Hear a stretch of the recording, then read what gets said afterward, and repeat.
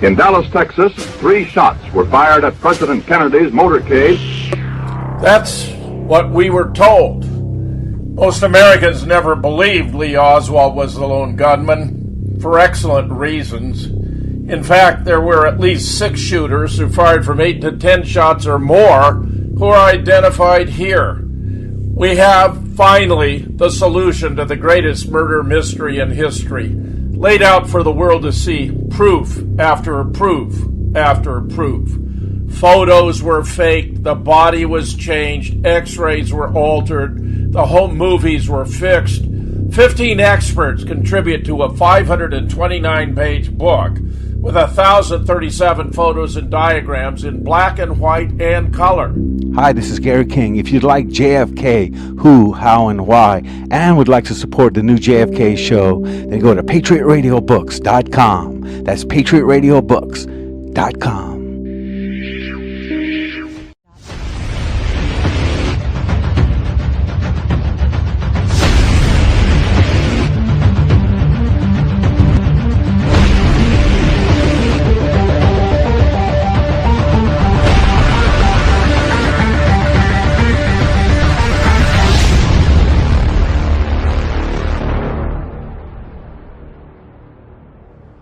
Welcome to the new JFK show, number 188. Tonight, we're going to have Larry Rivera, Don Fox, Jim Fetzer, and myself.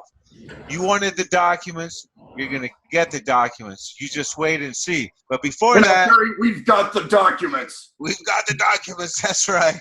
we got the beef. All right. Now, we have a book that's been carrying the flag for a long time around here at the JFK show, and it's called this one. All right. Now, what I would like to do is show you this one. Just give me a second here. 1 second. And here's the one. Yeah. Oh, what's that? Yeah. All right. So I can tell you about the pictures myself. On the top, we have the motorcycle policeman, and that's all to do with the Newcomb tapes. We've got great research on the bottom. The middle right, with Jackie's glove, outlining JFK's wound. We've got Blender on the bottom doorway. We've got, you're going to have to tell me about the one in the middle left there, Larry.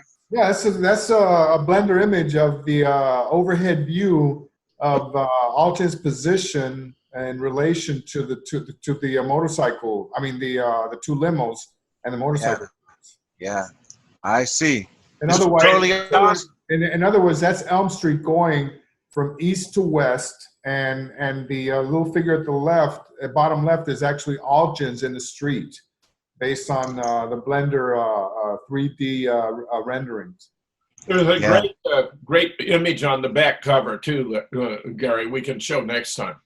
Yeah, I'm telling you, this is the most honest JFK book with more just devastating information than any other book in recent memory.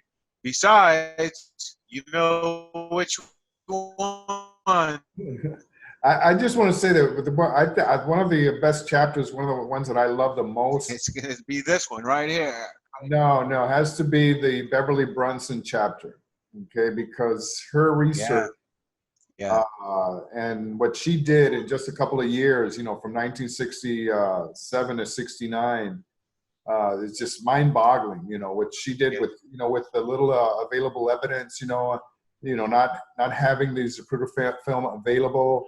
It's just incredible what she was able to accomplish. I'm a Beverly Brunson fan. Let me tell you that right now. She had it all together. And Gary, she needs to take her place among JFK great researchers. Absolutely, and your book's going to help that along. Because all the research. Let me just say this: of all the researchers, of the first generation, second, not a single one ever went through what she did, where she was kidnapped and almost killed.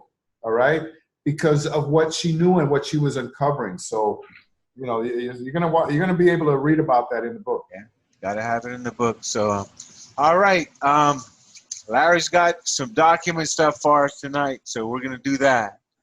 So, Want me to go? Yeah, go ahead. So Jim, why should they get the JFK book? Who, how, and why?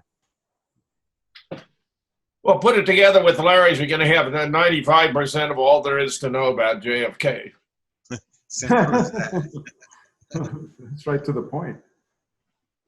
Well, the new documents, and this is what I was talking about at the conference. We keep getting all this hogwash that you're not going to find any smoking guns, in the new documents, right, Jim? Yeah. And all those documents are redacted. And I keep saying, and I counted how many documents have been released since July of last year. And we're up to 39,000, close to 39,000 documents. And a lot of these documents contain multiple pages, some upwards of 500, 600, 800 pages. And as I have been saying all along for a long time since these documents came out, that they are not searchable. These are PDFs that are not searchable. And deliberately. Yeah, well, and so you have to go page by page, and you have to open up each document. And even though there's an index at the archives, you still have to go page by page by page and identify what's in those documents. And sometimes it's a very difficult task. People run into all these documents that are contain heavy redactions, okay, and they give up. But you can't do that. This is primary source material that we're looking at here. And there are a lot of very significant documents that have been released. And as I spoke at the conference, this is a big giant puzzle, all right? And we have so many parts of the puzzle already in place. And these have been being developed, since day one, since after the assassination, from the first generation researchers, and authors, all the way through second generation and now third generation or whatever. However, you have that now with these documents, we are able to place more of the pieces in the puzzle and create a much more cohesive a view of what happened. Because for example, and I've said this before, a lot of these authors wrote their books, and they had, a limited amount of data and primary source material. Okay, so they did their book, they wrote their books, but now in view of the new documents that are being released, you have to go back and reevaluate what's in those books, okay? And this is exactly what's going on right now with the new documents. And like I said, you just have to roll up your sleeves and, dive right into them, and this first one that I'm bringing out. Well, look at this, Larry. This is just 10 days before the assassination. Thank you. And look who's in. Look who are the people involved, the players involved in this meeting, and what are they talking about? Policy regarding Cuba. Yeah. All right.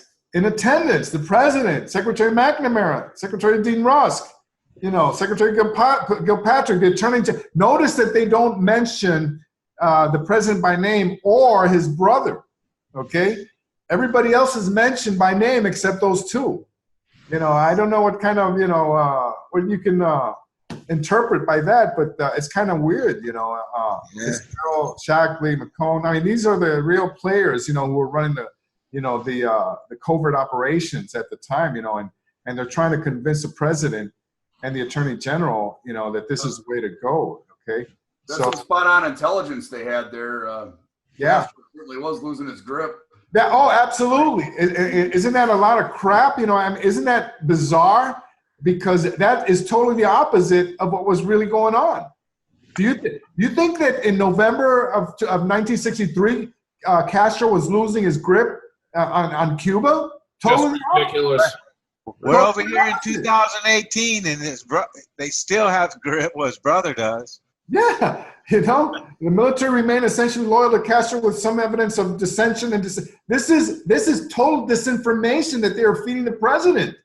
And now we know that all this information that's coming out in this meeting is false. You want to go ahead, Jim, and talk about some of this stuff here? Well, it's pretty interesting, Larry. You want me to read one? Cuba still belongs to Castro, though his grip is weakening. Right. Two, the military remains essentially loyal to Castro with some evidences of dissension and dissident by the CIA. Well, maybe. No doubt the military is loyal to Castro. Three, the internal security forces and apparatus are effective and show evidence of increasing efficiency. That appears to be accurate. Four, the economy is bad and is deteriorating, causing increasing hardships to the civilian population. This is due to economic sanctions in Florida. That's true. I believe that to be true because of the embargo. Because by the United States, the embargo. Of course, that's obvious. Five, the Soviets are continuing a gradual withdrawal. No organized Soviet unions appear in Cuba, though they apparently provide principal mannings for the SAMs, surface-to-air missiles, of course. There are recent evidences of considerable rotation, with between 1,000 and 2,000 new arrivals, but in balance there is a decrease.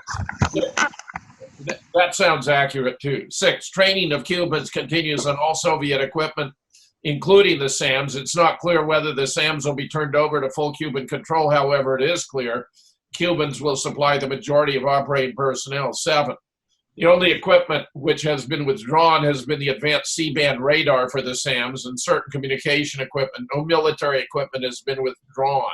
There have been some recent arrivals of military equipment, particularly 25 and 50 tanks. Buchen then stated that the program, which had been followed for the last several months, having been approved about the 1st of June, was integrated and independent, one part of the other, and therefore should be considered as a comprehensive program and not a number of independent actions. I just want to interject here. Now, this is what you're going to see here is like a tag team presentation. You know, now Desmond Fitzgerald is who they're talking about here, you know, and he's going to do his presentation.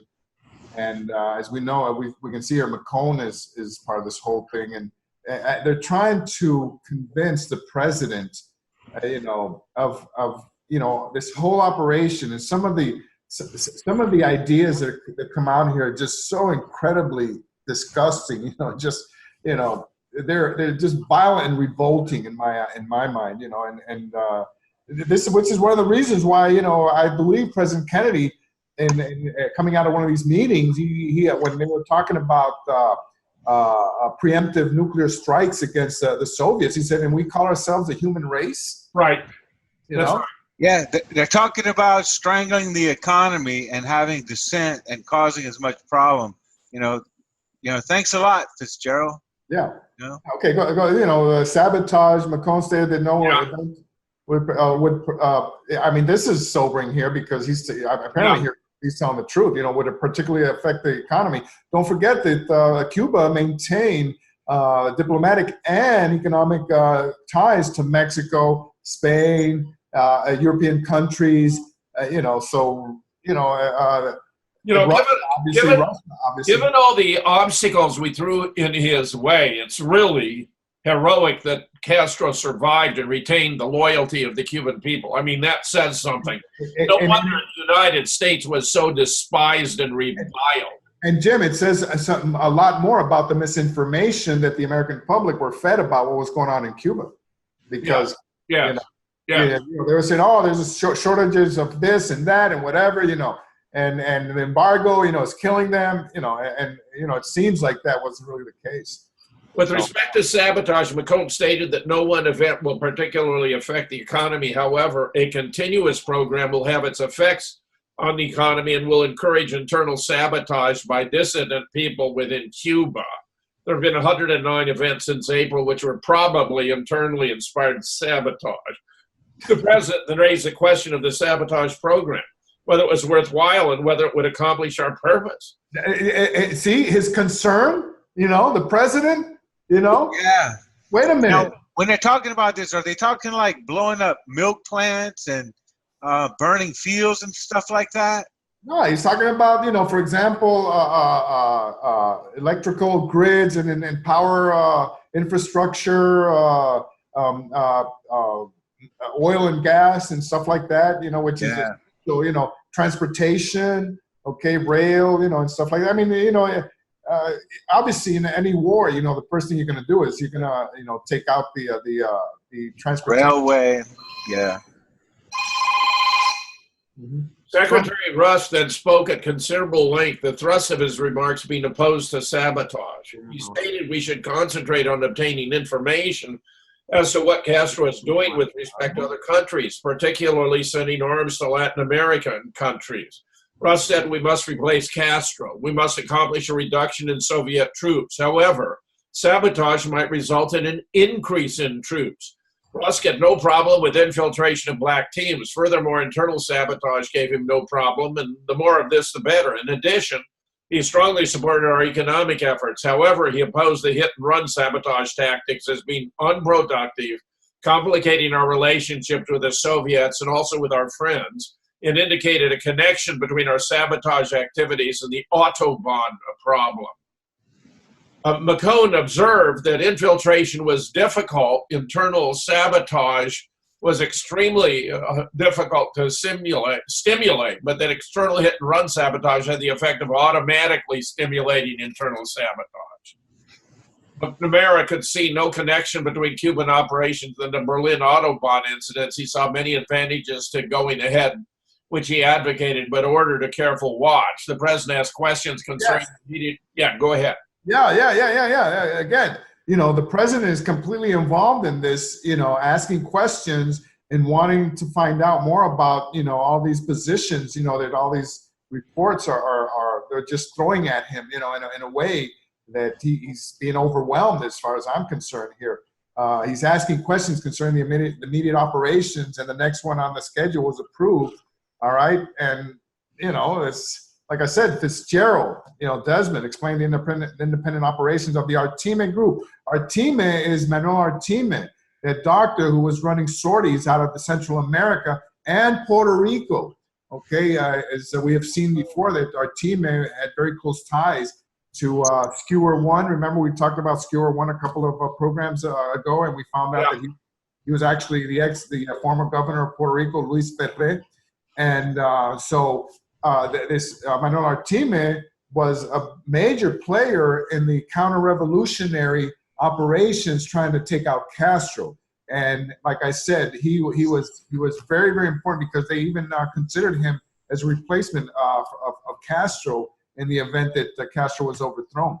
So this is all really interesting here that what we're talking about here. We talks about events might take place that were not exactly to our liking. Of course, that's right. The whole idea of managing the world to make it to our liking is, in my opinion, disgusting and disrespectful and violative of the principles that ought to obtain between sovereign nations. And what that says, Jim, is that there were a lot of loose cannons, in this Cuban. Don't forget that you had a mosaic of different anti-Castro organizations. All right, and they were so fragmented that that's probably one of the reasons why Castro was never overthrown, because you had so many different groups that had different interests. Okay, you had the DRE, you had HURE, you had MIRR, you had Alpha 66, you had CRC, and on.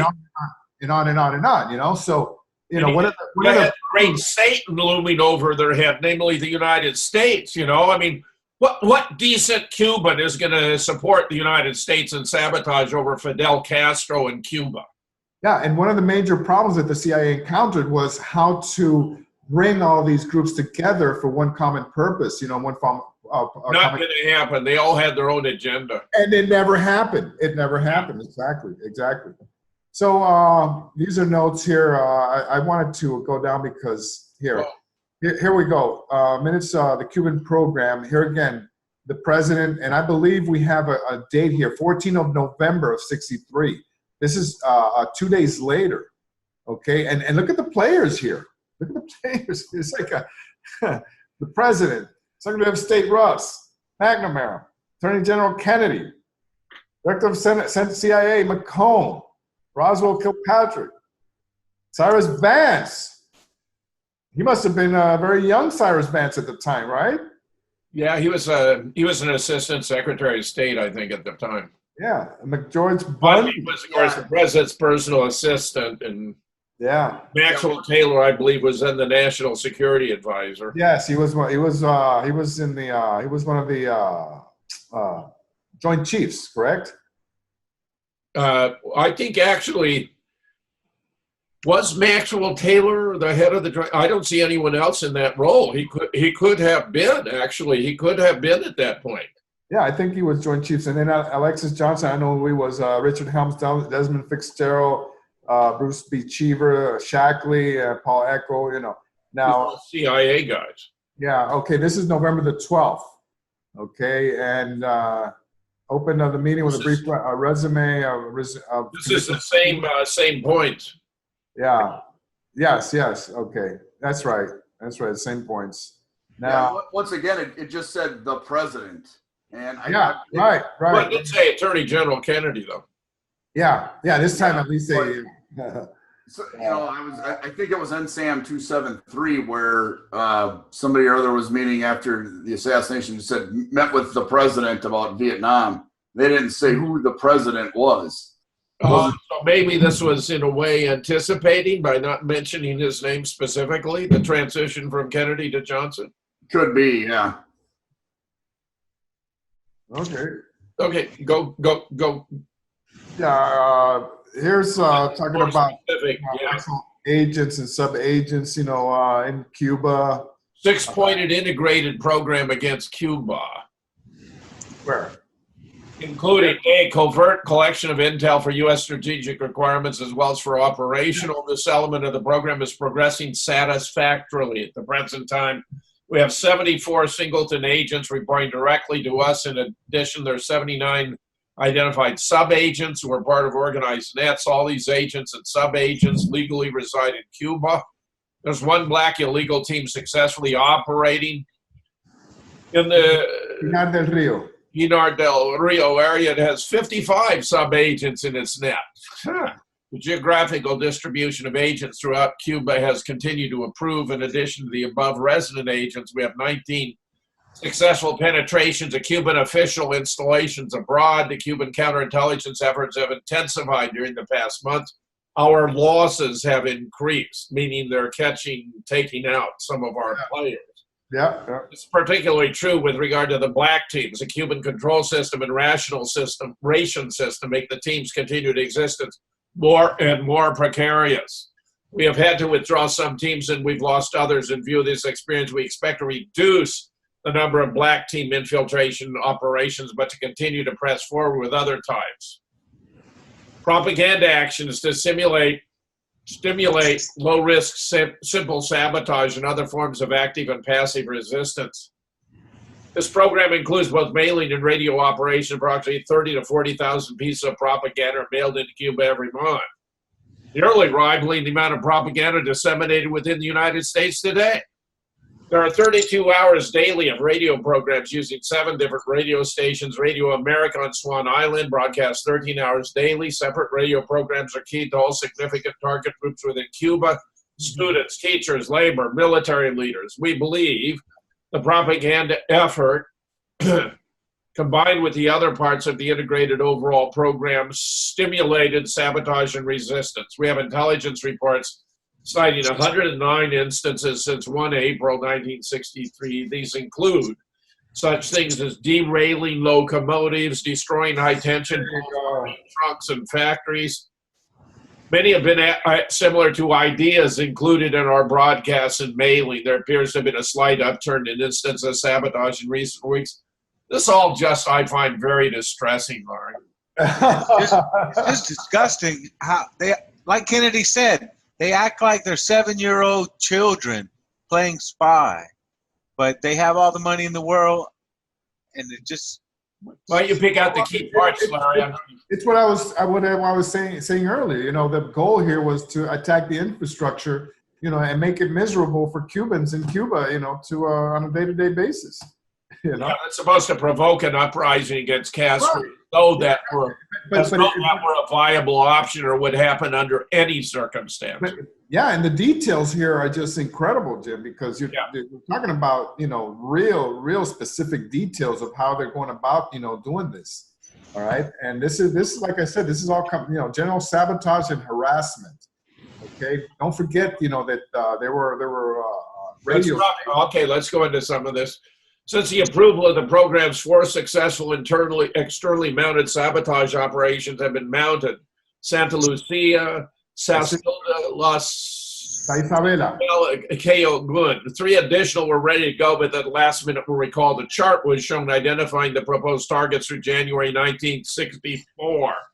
This includes the Mantaz electric plant and the Santiago de Cuba refinery. It was pointed out that with but few exceptions, the economic results for any single sabotage operation are only significant for the cumulative economic effect, plus a psychological effect in stimulating more.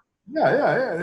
And they're doing that, all of this stuff to us every day. Don't you see all this propaganda just intensified by 1 million, but they're doing it to us? Yeah. We're being subjected to all these propaganda programs today now and have since the nullification of the Smith-Mundt Act. It's just disgusting what's going on here in the United States. And the amount of money that was poured into this operation, Jim, is just incredible. If you look at the imagine the money today being pumped into propaganda our butts. That's right. And then, you know, by and large, this whole thing here is just telling the president, you know, and he's probably, you know, just, you know, shaking his head, you know, and going, wow, you know, these guys, you know, and then look who writes this, Cheever here. And here's another one on 4 November, which went a little further back. Now, this is the one I wanted to talk about because this one is really mind-boggling. This is by Philip Buchen, and this is this was came out in 1975. And look at the what's covered in this document. Anti-Castro activities, assassinations, foreign leaders, Bay of Pigs, Caribbean survey, Group CIA, clandestine operations, Cuban exiles, Dulles Allens, Edward Sheffield, FBI, Hoover, J. Edgar Kennedy, John Kennedy, Robert Lansdale, Edward McCone, John NSC, Operation Mongoose, organized crime. I've never seen a document that covered, you know, with such an alphabet soup of interesting. This is the core of the deep state right there. Yeah, how about number 2 there? Assassination of foreign leaders. Right. Like, no big deal. Of course. Business as usual, huh, Gary? Just another day. Okay, here we go. This is the one I really wanted to get to. The first one was sort of like a segue into this because this is the one that's going to blow you guys away here. We can recruit Don to do some reading too here. Yeah. Hey, Don, you going to read for us? Okay, I was I went back to my trusty book from Fletcher Prouty, and I was trying to track down this reference to the president. Yeah. And I believe I found it. Tell us. Okay, so it was Prouty was talking about the Pentagon Papers and Henry Cabot Lodge. Yeah. And so there was that strange meeting where the whole cabinet went to Honolulu. Yeah. And Prouty was writing about, well, why did they go there? Then why did people go to Tokyo after that? Just keep in mind, even the Secretary of Agriculture and the Secretary of Commerce have been involved in that excursion to Tokyo via Honolulu. And in considering these strange visits, which are cataloged in an official Defense Department summary of the war record, think carefully about this quote fragment. After Lodge had confirmed with the president, or after Lodge had conferred with the president a few days later in Washington. What a strange way 5 years later, 1968, when the Pentagon Papers were written, for the study task force to make the transition from the Kennedy administration to the Johnson era. Lodge had left for Honolulu on November 22nd, the same day JFK was killed. An entry in the Pentagon Papers states, 22 November 1963, Lodge confers with the president. Yeah. Having flown to Washington the day after the conference, Lodge meets with the president and presumably continues this kind of report given in Honolulu. Well, Lodge, of course, was betraying the president in Vietnam, going ahead with the assassination of the Diem brothers over JFK's opposition. Yeah, but the president isn't the same guy. At this point in time, yeah. Yeah, he met with the president when it was Kennedy, and then he met again with the president when it was Johnson. Yeah. Well, You want to see some of this, Don, or shall I? Go ahead, Don. Yeah, real quick. How much of this did Kennedy know about? Didn't he approve? Well, that's what we're going to talk about now, Gary. Don't jump the gun, brother. Okay. Castro, as set forth in detail elsewhere, the Central Intelligence Agency was involved in assassination plots against Fidel Castro beginning as early as late 59 or 60. These plans arose at approximately the same time as preparations were underway for the Bay of Pigs. The plans involved a number of bizarre schemes and, in at least one instance, it involved some contact with organized criminal elements. Among the means considered were poison, botulism pills, and the use of Cuban exile groups. There is evidence to indicate that Allen Dulles was aware of these early efforts to develop plans to assassinate Castro and authorize them. Of course. It is unclear whether other officials of the Eisenhower-Kennedy administration were aware of these early plans. That's the answer to your question, Gary. Beautiful. It's unclear, meaning they didn't know. They kept him in the dark. There you go. Yeah. All right, well, look, let's take a quick break. JFK show number 188. We'll be right back. Getting good. In Dallas, Texas, 3 shots were fired at President Kennedy's motorcade. That's what we were told. Most Americans never believed Lee Oswald was the lone gunman, for excellent reasons. In fact, there were at least 6 shooters who fired from 8 to 10 shots or more who are identified here. We have, finally, the solution to the greatest murder mystery in history, laid out for the world to see, proof after proof after proof. Photos were faked, the body was changed, x-rays were altered, the home movies were fixed. 15 experts contribute to a 529-page book with 1,037 photos and diagrams in black and white and color. Hi, this is Gary King. If you'd like JFK, who, how, and why, and would like to support the new JFK show, then go to patriotradiobooks.com. That's patriotradiobooks.com. All right, welcome back to the new JFK show number 188. All right, let's get right back to these documents. Larry, you're just killing it once again. Go ahead.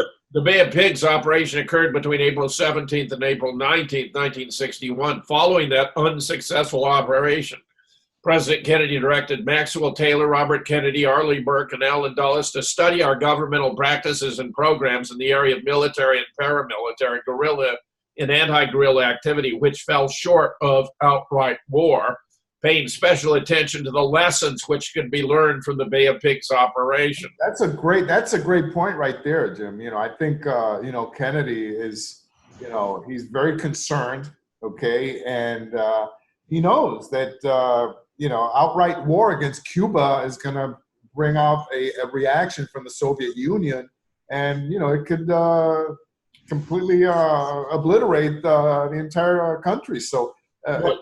I think he also appreciated by this point in time that he'd been played by the CIA and kept in the dark.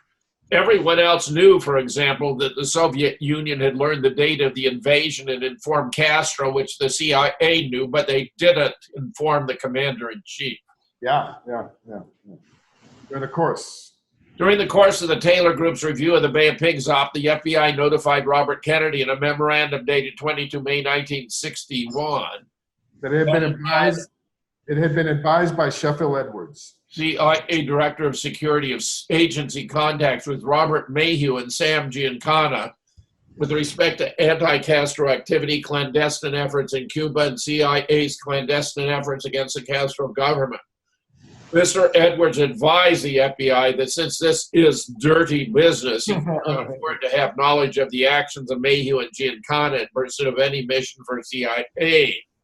FBI memorandum added that, quote, Colonel Edwards advised that only Bissell, Deputy Director of Planned CIA, and 2 others in CIA were aware of the Giancana Mayhew activity on behalf of CIA's program, and that Allen Dulles was completely unaware of Edwards' contact with Mayhew in this connection. He added that Mr. Bissell, during his recent briefings of General Taylor and the Attorney General in connection with their inquiries into CIA relating to the Cuban situation, told the Attorney General that some of the CIA's associated planning included the use of Giancana and the underworld against Canada. Just a comment here. You know, you're getting so much more detail here, Jim, of the nexus. You know, that the interconnection between the organized crime and the CIA and this whole situation of trying to get rid of Castro.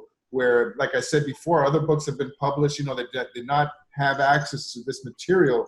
You know, so, you know, again, a lot of this information has to be rethought, you know, as far as I'm concerned. You know, you get a lot of new information here.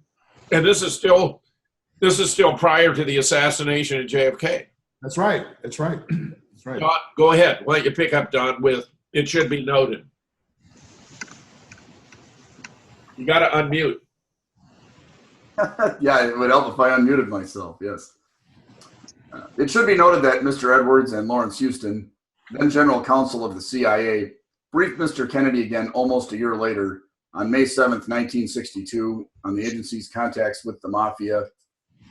Beginning, in August and September 1960 concerning Castro. This briefing was apparently initiated by the CIA. The relationship with Sam Giancana was discussed in detail. There is no indication that the Attorney General mentioned either the May 1961 memorandum from the FBI or the briefing he and General Taylor had received a year earlier from Mr. Bissell. Mr. Edwards has stated that Mr. Kennedy did not disapprove of any of the actions taken in the past. Mr. Houston testified that, quote, "We went down to brief Mr. Kennedy on the full story that the CIA had set up a project with its aim, the demise of Castro, that the project had fallen through, that these following people were involved, and we gave them the names, and this is what made him unhappy, because at the time, he felt he was making a very strong drive to try to get after the Mafia. And so his comment to us was, if we were going to get involved with the Mafia in the future at any time, to make sure you see me first." Yes. What do you think that means? He was rather pissed off because Bobby was cracking down on organized crime for the first time in U.S. history with many indictments and convictions. And he was really pissed that they were going behind his back and working with the Mafia to take out Cuba. This was a real major issue for Bobby. Yeah, and don't forget that we also know that Joe Kennedy had recruited, you know, the Mafia, you know, to help elect JFK, you know. Yeah. Yeah, real quick, we're talking about Bissell, Richard Bissell, in the book Who's Who in JFK, and we'll just read you a little bit about. He got fired after the Bay of Pigs with Allen Dulles and Cabo. Yeah. So CIA agent, father of the U2 program with Shyfield Edwards. Bissell was the top planner of the CIA Mafia assassination plots against Castro. Both Bissell and Edwards have testified that they were ordered to develop these plots by CIA Director Allen Dulles, and they were ordered, and Deputy CIA Director Charles Cabell, the brother of Dallas Mayor. According to the USA Senate Intelligence Report, the foreign assassinations Bissell with Edwards initiated recruitment under world figures for the Castro hit in August of 1960. They were all fired by John F. Kennedy, along with Allen Dulles, Cabell, Bissell, and those three, and Edwards. So there's a little bit about Bissell. Yeah, let's move on here to point 5 because I want to get to page 16. 5. Okay, so yeah, point 5. The record of actions of the National Security Council meeting of April 29, 1961, quote, noted the president's request, unquote, that the, quote, defense study of the military training of Cubans, unquote, be coordinated with, quote, further proposals from the Department of State with respect to the broader aspects of the Cuban problem, unquote. On May 4th, a series of papers captioned, quote, Cuba and Communism in the Hemisphere, unquote, were circulated to the NSC members, President Kennedy, well, there they mention him by name, Vice President Johnson, Dean Rusk, and Robert McNamara, as well as Secretary of the Treasury, the Director of the Bureau of the Budget, the Chairman of the Joint Chiefs of Staff, and the Director of Central Intelligence. The papers made the following points. There is no sure way of overthrowing Castro short of U.S. military intervention. That's right. There is a possibility, although a slight possibility, that lesser measures, covert and overt, might result in the overthrow of the Castro regime from within. Wrong. Yeah, has that ever worked anywhere? No. Yeah, it just doesn't work. They still do it. As long as Castro thrives, his major threat, the example and stimulus of a working communist revolution, will persist. And quote, the cost of eliminating Castro by military intervention would be substantial at the present time and under present circumstances. These costs might include significant loss of life and other casualties and would severely endanger the U.S. position of leadership in the free world. It is our judgment that these costs outweigh the advantages of intervention, unquote. What a statement that was, huh? That's incredible stuff there. Well, see, now I think that point that's the one that seems to have held up over time, doesn't it? Yeah, I agree. So there maybe we got a little grain of truth out of all this. But at the same time, yeah, right. At the same time, you have the dichotomy here of where you have them supporting the anti-Castro groups and still trying to take out Castro when they knew that it couldn't work, that it wasn't going to work. Outside of full military intervention. So it's sort of like piecemeal, kind of situation here that they're trying to appease, the Cubans, and at the same time they know that it's not going to happen. So, Jim? Yeah, go ahead. Yeah. Okay. In view of these considerations, it is recommended the recommendation of the task force that number one, we should not undertake military intervention now. Number two, we should make no statements or take no action that would foreclose the possibility of military intervention in the future. 3, we should work to reduce the Castro threat through measures discussed in the balance of this paper, thus seeking to avoid the need for more drastic and costly action at some time in the future. Number 4, we should attempt to reduce the cost of intervention should it become necessary. There's not a great deal what the United States by itself can do along these lines as a matter of deliberate policy. We can, however, plan for various contingencies so that intervention will be sufficient and more effective. We should strive to develop a credible doctrine based on self-defense against indirect aggression, which should justify more drastic action, and we should seek to have that doctrine generally accepted by world opinion. At the same time, we should seek to continue our efforts to establish a multilateral base for action. This whole thing here is just crank up the Cold War. Sounds like what they were trying to do. The survival of the Castro regime would probably not in itself pose a direct threat to the immediate security of the U.S. They're admitting it right here, Yeah. However, the continued existence of the regime would, however, fundamentally alter the terms of Latin American relations with the U.S. U.S. restraint in allowing the regime to survive. This is talking about the domino theory, right? Would it be interpreted in Latin America? Right. It's export, which is what we've always been taught, that Castro was trying to export the revolution to other Latin American countries, So, and basically, this whole report here is so incredibly detailed and giving you, the truth about how the government really felt about Cuba, Don't go past this last paragraph here, Aline. The overwhelming majority of anti-Castro exiles in this country hope for an early overthrow of the Castro regime. Yes. The exiles feel and believe this is realizable. Thus, they are prepared, each on his own level, to contribute to and participate in actions necessary to achieve the objective for a free democratic Cuba, which would mean their return to the island. Most of these Cubans are convinced that U.S. leadership and active participation in the struggle are essential for success. Therefore, they can be expected to follow and support the U.S. in any venture promising an early elimination of Castro. Direct contacts with invasion survivors and other routinees indicate there is disappointment, hurt, and uncertainty as to why the U.S. did not come to the aid of the freedom fighters. However, there's no question that these personnel are prepared and anxious to continue the fight in partnership with the U.S. exiled political leaders are also anxious to continue to press the crusade. That's a great catch, Jim. I think this is, it tells you what really was going on, with the Cuban exile community, where they expected, Kennedy to intervene. And at the end of the day, when Kennedy did not, and they blamed him. I met growing up, I met so many Cubans in Puerto Rico who were so pissed off at Kennedy, and they blamed Kennedy for abandoning, Cuba and not supporting the invasion. And they feel that way to this day, do they not? That's right. There's an intensity in their emotion to this very day you wouldn't believe more than 50 years after his death. That's right.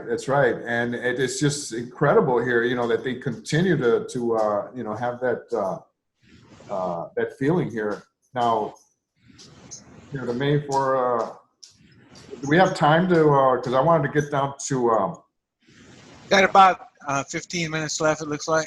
Okay. I want to get down to page 16 here because. Yeah, just one point I would make is that, okay, everyone was afraid about Castro spreading communism. Well, Castro was Jewish. Yeah. And communism is Jewish. Don't tell me, Don. Yes, and communism is a Jewish construct. And what happened in the United States? Okay, Castro did not get removed. Kennedy did get removed, and they put a Jew in his place. Don, what's important is that Castro was a great leader of the nation of Cuba. He was a nationalist. He wanted to use Cuban resources to benefit the Cuban people. That's why he was a problem for the U.S. We wanted to use Cuban resources to benefit American and international corporations. There was the rub. Yeah, a captive market. Same thing. Here they're giving a payoff list there for people at different levels of corruption. Yeah, this Operation Bounty for delivering, killing or delivering a live known communist. Yeah, and with a bounty. See here, with a bounty on there. Block leader, department head, foreign communist, 97 grand. Hey, but there's a low price too. It depends on how much of a foreign communist they are. The Castro thing was supposed to be humorous too, Seth. Of course. Okay. And this is where this really gets good here, because you guys are not going to believe, what we're going to read here in a minute. Okay. The action plan concluded that once this operation is implemented, covert action by U.S. agents could be initiated to kidnap known party members, thereby instilling confidence in the operation among the Cuban populace and apprehension among. Are you kidding me? And still confidence among the Cuban? They'd be appalled. Okay. On February 10th, 20th, 1962, General Lansdale, who many of us believe, positioned the shooters and determined the sequence of shots in Dealey Plaza mine. And who Fletcher Prouty identified, as being in Dealey Plaza in one of the photos. Right. Distributed to the president, the special group augmented a program review on the Cuba project. The action plan included a proposal to be implemented in September 1962 for an attack on the cadre of the regime, including key leaders. The considerations listed with respect to this proposal were stated as follows. There should be a special target operations. EI defector operations are vital. Gangster elements might provide the best recruitment potential for actions against police. G2 officials, block technicians should be added to the list of targets. CW agents, that's chemical warfare, should be fully considered. That's right. Jesus Christ, man. My God. It gets better. On March 5th, 1960, the special group augmented met and deemed Russ off. As General Lansdale sent a memorandum to Richard Goodwin in the next day stating that at the March 5th meeting chaired by Secretary Rusk on our favorite subject. The Secretary spoke of other tracks which might be open for the U.S. to achieve its objective. He mentioned proof of their plots in Latin America as an example. Also, there was a joking reference to a Bay of Pigs in perhaps Guatemala as a national clandestine action for which they could be blamed. In other words, blame Cuba for attacking Guatemala. The memorandum added along these same lines, and in response to direction, I'm asking the defense representative, General Craig, to give me a brief but precise description of pretext which the JSC believed desirable if a decision is ultimately made to use, taking a deep breath, direct military intervention. I would appreciate it if you could provide a companion statement, a brief but precise description of pretext which a State Department believes desirable in connection with any such direct military intervention so we can fabricate them. Man, it's just these guys on steroids. This is absolutely classic. I mean, this is a primer on how they do this abroad to this very day. Yeah, but they're on steroids today. That's right. It gets better. Back at John's. Believe it or not, it gets better. Minutes of the March 5th, 1962 Special Group Augmented meeting state that Mr. Johnson, Alexis Johnson, was asked to have a list prepared of various situations that would serve as a plausible context for intervention. The words would and plausible context are bracketed in pencil in the minutes, and the words could and valid basis are printed beneath them in pencil. On March 13th, the Defense Department provided a status report to this Special Group Augmented. It contained the following: Task 33B, plan for incapacitation of sugar workers, completed 2 February. Task as assigned was to develop a plan for incapacitate large sections of the sugar workers by the covert use of BW, that's biological warfare, or CW, chemical warfare agents. Study revealed the idea was infeasible and it was canceled. Well, What was that? What was that? that's just god awful. Biological and chemical agents to incapacitate. You know how many sugar workers were working in Cuba at the time? This is just god awful, Larry. It's like it would be wiping out all the agricultural workers in Southern California. Yeah, and you know, obviously, you know, they define BW and CW in the next sentence here. Right, of course. The minutes of the April 11th, 1962 meeting state that the Secretary of State said that at the time he could see no way at which an organized invasion of Cuba could be justified. On the other hand, this should not be taken as an excuse to cease activity against the Castro regime. So look how late they're still going after Castro. I mean, he's supported by the Secretary of Defense, took the position, play for the breaks, and should take necessary steps so as to get into a position which would afford the U.S. a maximum number of choices of action. In this connection, he and Mr. McNamara suggested the current target date for bringing covert operations to a climax should be removed. Mr. Bundy cautioned this could lead to an uncontrollable action internally, which might come to a head at a time which would be embarrassing or inconvenient for the U.S. On April 12, 62, Lansdale forwarded to Maxwell Taylor an advance copy of the Joint Chiefs paper on pretext, saying, I'm informed that the chiefs approved of this. The paper captioned, Justification for U.S. military intervention in Cuba. TS set forth 9 pretexts. But Jim, let's define who were the Joint Chiefs at the time. You know, Lemnitzer, LeMay. You know, these fanatics. They were right-wing fanatics who wanted to bomb the Soviet Union. and look at, you know, they're not even identified here. You know, the Joint Chiefs right here is just like, you know, an invisible entity here. You know. But I want to get Don back involved here. Don, pick up. These included. Okay, let's see where. Okay, these included. Well, we could develop a communist Cuban terror campaign in the Miami area, in other Florida cities, and even in Washington. The terror campaign could be pointed at Cuban refugees seeking haven in the United States. We could sink a boatload of Cubans en route to Florida, real or simulated. What? This is Northwoods. This is Northwoods. This is exactly. all Northwoods. Exactly. We could foster attempts on lives of Cuban refugees in the United States, even to the extent of wounding and instances to be widely publicized. Exploding a few plastic bombs in carefully chosen spots, the arrest of a Cuban agent, and the release of prepared documents substantiating Cuban involvement also would be helpful in projecting the idea of an irresponsible government. Oh, man. Jim, we need to comment on this last paragraph. Well, it's just part and parcel of, you know, these are classic false flag operations. You know, I mean, you do it deliberately blaming it on the bad guy and then taking action against him as though he were responsible.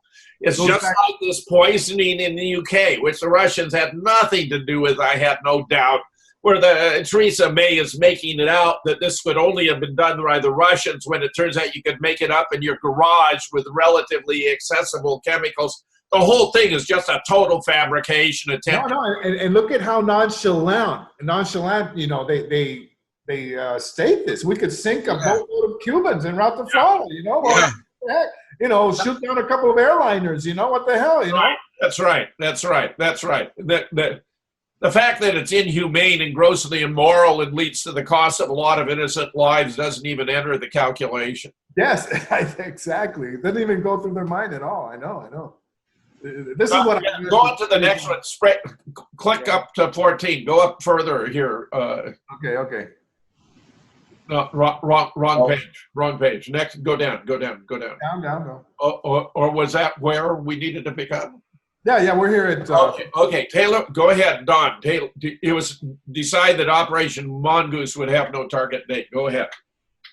Okay. Do we want to pick it up with 15? Yeah. Okay. Okay. We're almost done. Okay. At the Special Group Augmented meeting of April 12, 1962, it was also decided that a review would be conducted in August 1962, quote, of the progress made and of the long-range objective, unquote, of Operation Mongoose. On April 13, 1962, Maxwell Taylor reported on Mongoose to, quote, higher authority, unquote, in parentheses, President Kennedy. It was decided that Operation Mongoose would have no target date. By the way, just a comment in passing, Chauncey Hope named it Operation Mongoose. There you go. Go ahead.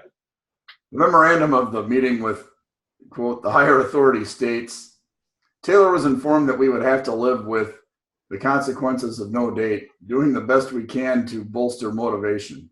Taylor commented that we can probably carry out the first phase as planned with a review of the situation about August 1.